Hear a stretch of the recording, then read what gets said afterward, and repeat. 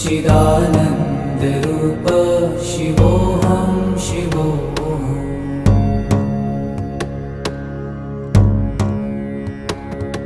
न च प्राणसंज्ञो न वै पञ्चवायु,